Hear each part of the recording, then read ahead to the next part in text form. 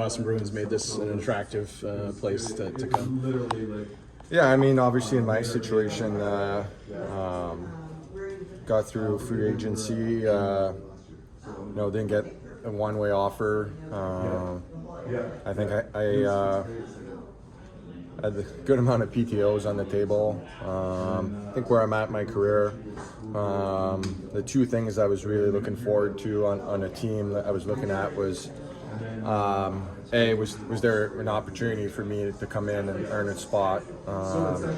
There's obviously a lot of teams that have tons of forwards. Teams are in different phases of winning or whatnot, and I think that kind of brings me to my second point. I wanted to be on a team that was competitive. So, obviously this organization's been a high level in the NHL for the past. This is my 12th year, and they've always been, on top. So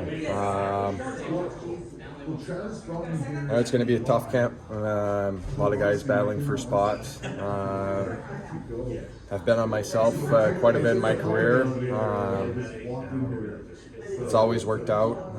That doesn't mean that's easy, but I'm willing to put myself, up against the odds and see where it goes. What have you learned about the whole PTO experience, just being in it, in a professional tryout experience? It sucks. Yeah. It's tough. It's tough. I won a cup in 2018. I had to go to Edmonton on a PTO. Left with my backpack and a suitcase, and you don't really know where you're going to end up. Yeah. Ended up having my best year of my career that year. I had 22 goals. So I think it's have a good support system at home. My wife's been great. But yeah, it doesn't get any easier. I think as I've gotten older, I realized that I've always said this: it's a privilege to play in the NHL. You can't take this for granted. And I'll know one day when I'm done playing, whatever that is, that I've really put it all out there. I have no regrets. I could have taken the easy way out and just whatever opportunities may have come my way. I always fought for what I thought I believed in, and that was to play in the NHL. And I'm 650 games. I won a cup. I play with some of the best players that ever played a game. This game's given me so much, and try to keep it going. Try to squeeze a little bit more out of it. And I'm excited for this opportunity in camp. How much was the BU factor maybe a positive in this decision too? Just being familiar with the city, kind of knowing what playing hockey here would be all about. Yeah. It's funny. I think throughout my career, there's been a bunch of rumors of me eventually getting traded here and whatnot. Yeah. So, but we've moved back to Boston. We've been here all summer, so that takes. I would say that's a big benefit. I'm not flying anywhere right now. I live in a hotel.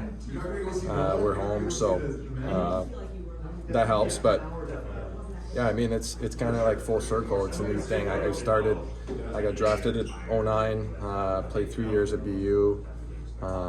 Obviously the school means a lot to me, and I've realized as I've gotten older how much it's helped me throughout my career. So I was just obviously around when Bruins won back then, and I know what sports mean to this city. It's probably Boston's probably compared to a Canadian market, with the media and the quality of the sports team that this city has. So special place to play, and I've always enjoyed coming and playing at the Garden. I think that's definitely one of my top places to play in the league. Are you living in the city or in the suburbs? Yeah, we're in the suburbs. We're 10 minutes from here, so Nice. So brings back good memories. It's definitely a little bit of different pace of life than living on Comm Ave, but still have access to just seeing the city, the Seaport and the South End, all that. How much that's changed since I was a student in school. So it's always a special place for me to come back, and I know my parents have, special ties as well to the city, and, he came a lot when I was, playing at school. You mentioned your career and your accolades and what have you, but last year getting that late season call to Detroit and having some good numbers, what did that do for you, maybe mentally entering this offseason? I don't know if it made it easier or worse, to be honest. I didn't have a job the first couple of months of the year.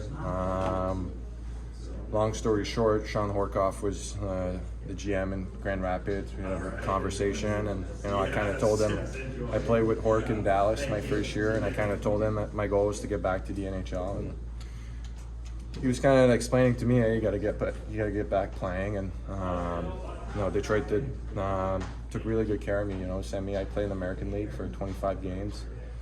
I put my pride away, and I went and earned my keep. And at the deadline, they called me and called me up, and I thought, I thought mentally, I was like, hey, like, is this my last chance to play? I want to soak this in, and I think just like a DNA of like who I am as a person, I think I've realized, hey, like, let's try to make this work as well.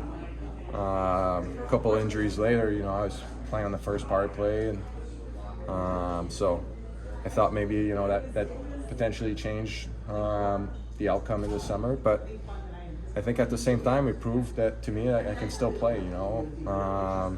I've proven that over and over again on different teams, and like I said, I'm willing to bet on myself and see how camp goes and where it takes me. At the end of camp, and hopefully it's here. Is it frustrating at all that you have to keep proving yourself year after year after year here? Yeah, I mean, like I said, I think it's frustrating, but at the same time,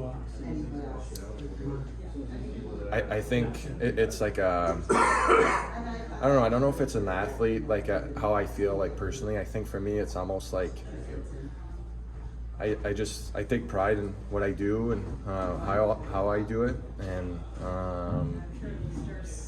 but then when you get rewarded and you go and you play and you play well and you let's say you score or whatnot, I think it makes it all worth it, and I just think one day, like I said earlier, I think one day, like when it's done, I can say like, hey, I gave it all I got. I could have gone overseas. I could have gone anywhere really, but I've kept building on my career. I've kept adding games. I kind of over the last 3, 4, 5 years created a role for myself, and hope it works out here.